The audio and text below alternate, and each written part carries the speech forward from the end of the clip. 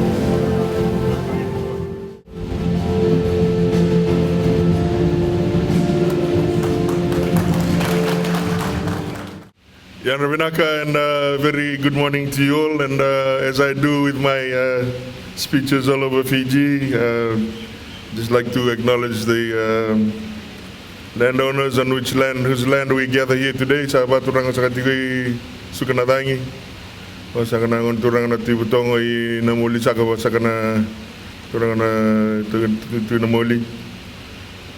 Kando kay sakatiko na neme may songo chuka na ndo soso. Yan na singa ni kuwa. May ngarap sa akin na ito na itabimbimbi. Yan na kaya na baka na numiti ko na bika ang balata na mbenu. Si mbenu daya na nanta banua. Kaya na sangay may baka tokatakin na banua biti. I was just acknowledging the chiefs of the land on which we gather today. And acknowledging their generosity in allowing us to celebrate Global Recycling Day, World Recycling Day here. In the wonderful city of Lautoka. To the founder of Pacific Recycling, the Pacific Recycling Foundation, to be accurate, Mr. Amitesh Deo, CEO of Tourism Fiji, Mr. Brent Hill, CEO of Lautoka City Council, Mr. Muhammad Anis Khan. I'd like to also just acknowledge Professor Vinayak Dixit from the University of New South Wales. Last time I saw him was in New Delhi. He was at a meeting and I was at a meeting. And perhaps that, if anything, demonstrates the extent to which we are serious about recycling in our country, in Fiji. The representatives of the Pacific Recycling Foundation, the CPR family that is present here today, representatives from the Lautoka City Council, Pacific Energy, Nestle Fiji, Fiji National University, RC Manubai, the Ministry of Environment and Climate Change, Waste Recyclers Fiji, the Navia Group, present here today, for those of you, just as an aside, for those who do not know, the Navia is part of the Prima Navia Group that went and won the national competition for singing in choirs in Auckland last year in the indigenous category. It's the two leaders are brother and sister. So this is the sisters group that you see here today. And on behalf of them, they want to go to Europe this year. So I invite you all to dig deep in your pockets. When they invite you to contribute, we need to send them to Europe so that the world can see what beautiful singers we have in our beloved country. And also members of the media present here today. Good morning, or as they say in this part of the world, Valavina. It is my absolute honor and privilege to join you here today to celebrate the Global Recycling Day of 2025, a day that reminds us of the urgent responsibility we share in safeguarding our environments and advancing sustainable practices. A special acknowledgement to our international guests, ANZ PAC team from Sydney, academics from the University of New South Wales, one of them I've mentioned, representatives from Nestle Australia Limited, RAP, the Global Environmental Action NGO, and Pacific Recyclers Alliance members from Samoa, Talofa, and from Papua New Guinea. Your presence here is a testament to the power of collaboration and collective action in tackling the global waste management crisis. This year's Global Recycling Day is centered on the theme, Breaking Barriers, a revolutionary blueprint for the waste management crisis. This theme speaks to the need for innovation, bold action, and a united approach to transforming how we manage waste in Fiji and the Pacific. Recycling is no longer an option. It is a necessity.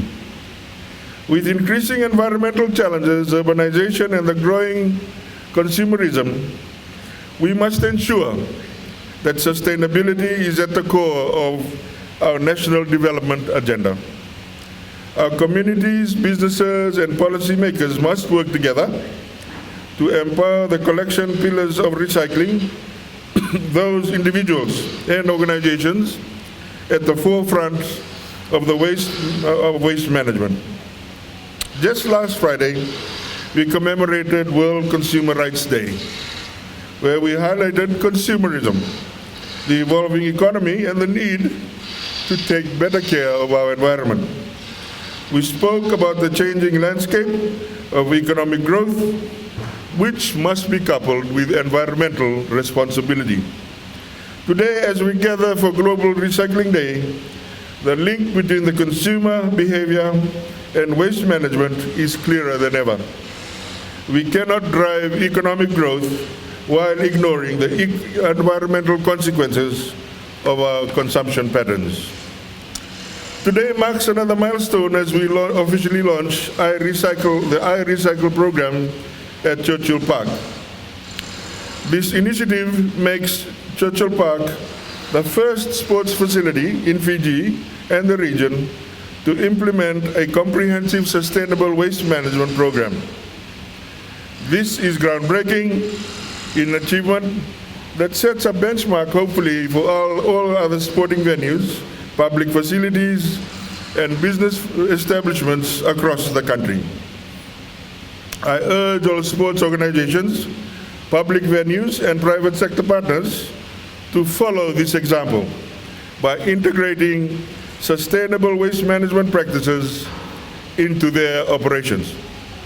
The government is fully committed to support such initiatives through policy frameworks, financial assistance, and strategic partnerships. Lautoka City Council has emerged as a shining example of what can be achieved through collaboration between government, business, and the community organizations. Through the Pacific Recycling Foundation's Connecting the Dots strategy, Lautoka has demonstrated how a city can successfully implement structured waste management solutions that benefit everyone. I encourage other towns and municipalities to learn from Lautoka's success. The government is eager to expand such models across Fiji, ensuring that every community has access to proper waste disposal and recycling infrastructure. The government is committed to building a sustainable, resilient, and diversified economy.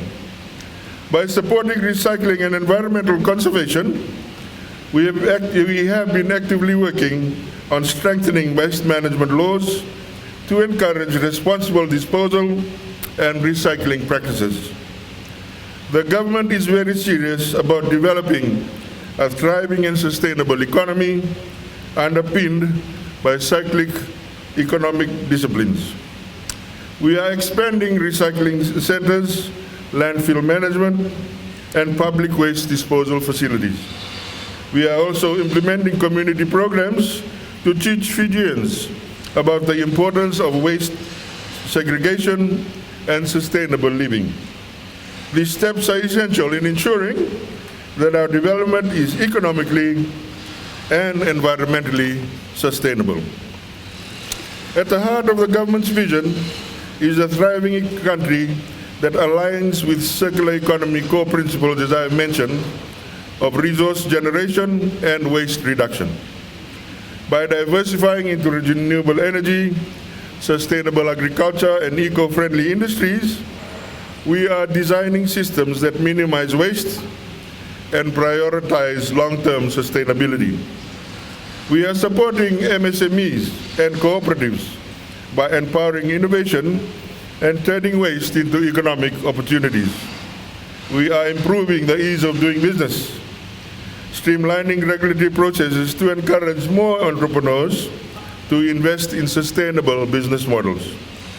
Sustainability and economic development are not mutually exclusive. They, in fact, go hand in hand. The government is focused on fostering green businesses and sustainable entrepreneurship to create a balanced approach to economic growth. Ladies and gentlemen, today is more than just a celebration. It is a call to action. As we stand at this pivotal moment, I urge businesses to integrate sustainable waste management into their operations. I call upon municipal councils to work with the private sector and communities to establish robust recycling programs. I encourage educational institutions to incorporate environmental education into their curricula, even starting at primary school. I ask every Fijian to take responsibility in reducing waste, recycling properly, and advocating for a cleaner Fiji. The time for passive discussions is over. We need real action, real commitment, and real change. Let Global Recycling Day 2025 be a turning point in our journey towards sustainability and thriving in Fiji. Once again, my deepest appreciation to all the event partners, international guests, and everyone working tirelessly to advance the recycling agenda in Fiji and the Pacific. Let us continue to work together, break barriers, and create a revolutionary blueprint for a sustainable future. Happy Global Recycling Day. May God bless the city of Lautoka. May God bless Fiji. And may God bless us all. The Deputy Prime Minister and a very strong advocate for recycling and waste management, Honorable Manoa Kamikamica, CEO for Tourism Fiji. Good to see you again, Brent. It's been a long time, I think over a year or so we've met. The CEO for Lautoka City Council, Mr. Khan, and our regional partners who are here, joining us either virtually from Tonga, PNG, Solomons, Vanuatu, and Marina, who is here in person from Samoa. All of our Global Recycling Day partners, Angela and Neha from ANSPAC, Professor Vinayak from UNSW, Stephanie from RAP, our colleagues from RMI who are here, and especially our CPR communities, the women and men who are part of our collection pillars of recycling, media partners, and my fellow recycling advocates. Welcome to our Global Recycling Day 2025 celebration. One of my favorite thinkers, Jim Rohn, used to say, life does not give us what we need. Life gives us what we deserve. And what we deserve is entirely based on the choices we make of our time here and how we contribute to our life's purpose. This is also true for waste management.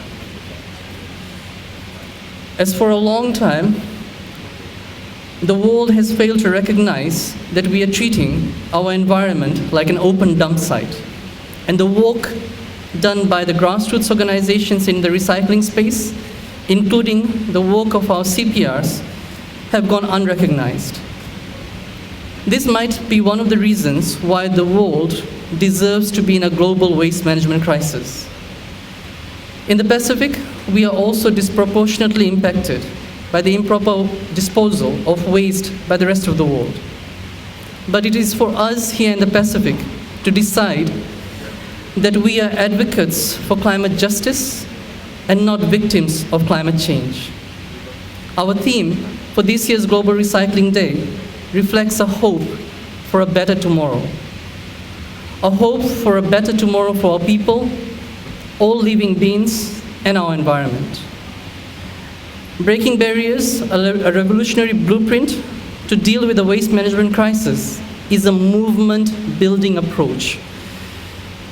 This blueprint is based on the experiences of grassroots organizations who have dedicated many years of their lives in the recycling space and whose voice, until recently, have gone unheard in discussions on climate change and the waste management crisis. Grassroots organizations in the recycling space are often seen as primitive and unsophisticated, despite the many years they have spent walking the talk in the waste management space. A lot of strategies that we will be talking about in our blueprint is also covered in our strategic planning development that was led by Dr. Padma Lal last year. The blueprint that we feel needs to be factored in as we walk ourselves out of this crisis includes, there are 7 components, key components of this blueprint. One is the collective approach. We need to unite our approach and bring programs together for a common cause. We should not be taking the journey in isolation if we are trying to reach the same destiny. The second, and I'm very happy that we have got Professor Vinayak here, as well as representatives from different universities, University of FNU and USP reps who are here. We need to ensure that there is an independent academic lens on what is being done on the ground to take things forward. This means that we need academics and scholars to come out of universities and colleges and hold our hands to guide us forward, and not necessarily write research papers that will or might not have absolutely have no impact on anyone or anything. This also means that self-serving organizations should also not be allowed to praise their own programs purely for economic gain without the independent assessment of an academic lens on this. Our collaboration with our partners, with UNSW and NSPAC, our GRD partnership, and our many partnerships under different pilot programs we have implemented in Fiji are testimony of these two, of collaborative approach and ensuring that there's an academic lens. The third component of our blueprint calls upon all partners to recognize the work done by the CPR communities in Fiji, in the region, and globally. The work done by those collecting recyclables in the informal sector cannot go unrecognized. These individuals and groups have ensured that recycling continues when there was no system in place. And if we're going to bring new systems in place, it is only fair that there is a just transition and a recognition of their work. This is why we always say that a society should never be judged by how we treat our rich and famous, but instead how we respond to our vulnerable and how we treat our environment. The fourth component is our regional outlook, and that is why I acknowledge our regional partners who have joined us virtually today. We need to ensure that the outlook of waste management has a regional component. Yes, some countries who are part of our regional alliance have different experiences. Some of them do not have the same engagement with government agencies as we have here in Fiji. Some of them don't have the same recognition of CPRs as we have here in Fiji. And many of them do not have the same programs or similar programs that we have here. However, we need to realize that to make recycling a business, we will always need volume. And that is why we will need to combine forces. If we come together as the people of the Pacific, it will have a direct and measurable positive impact on all Pacific Island countries that is far beyond the high-level and very expensive meetings that happen on a regular basis, but have absolutely no impact on the lives of the individuals who live on these island nations.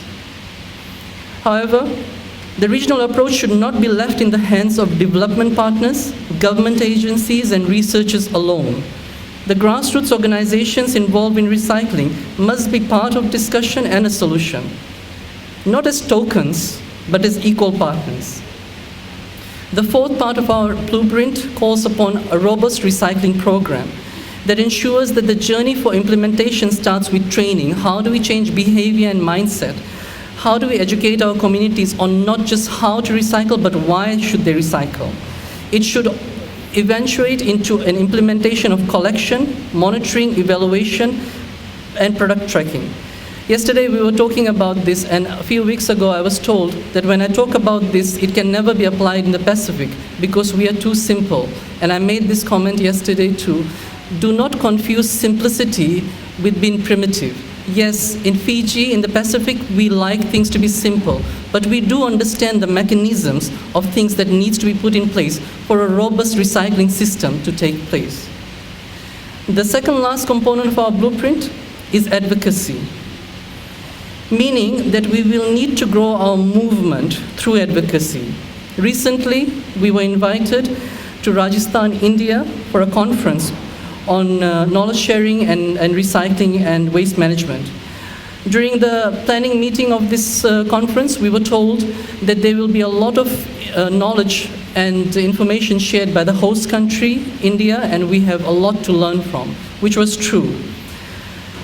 But to our amazement, when we were there, we were approached by several foundations in Rajasthan, India, because they wanted to understand our rights-based approach, the approach we take here in Fiji about ensuring that recycling is not about a product. It's not a product issue. It's a rights issue. It's a human rights issue. It's a social justice issue. It's an environmental justice issue. And that drew attention of these developed country foundations who want to take our programs from here in Fiji and implement it in Rajasthan, in India, in places like that. What we drew up here in a small Pacific island country in Fiji is being visioned out to be piloted in India. And that is a power of activism. That is a power of ensuring there's a movement building process. So there is discussions currently underway between us and representatives from foundations in India, in Rajasthan, to take our programs forward. The last part of our blueprint is controversial sometimes, but without it, nothing can be achieved. This is what we call ethical alignment. To get us out of the waste management crisis, just an alignment of vision will never be enough. There needs to be an ethical alignment in our belief structure. The three that we hold very close to our heart, and I just want to highlight very briefly, are our principles of do no harm. One, our principles of do no harm. Second, nothing about us without us. And the third, people before profit. Very briefly on all of those, when we talk about do no harm, it calls upon all implementing partners that when we bring solutions into Fiji around the waste management space, we should ensure that it does no or least harm to the current structures that is in place, including our CPR communities. When we say nothing about us without us, means that if you're going to talk about recycling, have us in the room. Do not have conversations and leave us out of it. It's something that we borrowed from the disability groups, and it's something we're very serious about. So a message to all development partners globally is that when you're going to talk about recycling, involve the grassroots organizations. Nothing about us without us. And the last, and this is also something that sometimes becomes controversial. Yes, we have to have financial models, we have to have economic gain, we have to have financial stability and sustainability as part of things that we develop. We don't want to develop on or depend on development partner handouts in the recycling space. But nothing should be done where we have profit before people. Meaning that where waste management and recycling is concerned, we should not confuse it purely on a business model. It has to be about people society, all living things, the environment, first as we are developing new solutions to it. Basic humanity and common decency, as you would know in many developed countries, is lost when everything in life becomes about economic gain. There's some very good examples of this, of a loss of basic humanity and basic decency. I don't want to name countries, you can figure it out. Globally, there's a trend there when global leaders don't have the people at heart, and everything becomes about how do we gain economically in that. Lastly, our plea for our Global Recycling Day, and this is a plea from a grassroots perspective, from the CPR communities, from all the voices that we represent, is you can no longer continue to ignore these voices and experiences of grassroots organizations. These blueprint components represent the way forward. But it also serves as a warning that we can no longer look the other way. We are living through climate change. What else is there for us to figure out? Do not let another 10 years pass when we are either just sitting and talking about the issues, or as soon as we find the issue, we are figuring out how we're going to make the biggest profit out of it. The environment, the society, the people, these need decisive action. And the grassroots blueprint of solution can no longer be ignored. Finally, to everyone here listening to my voice and those joining virtually, please understand that we need you to come forward in solidarity, to stand with us, to end the social and environment injustice that the world has accepted as a way of life. I invite you all to step forward and join our recycling movement. Vinaka.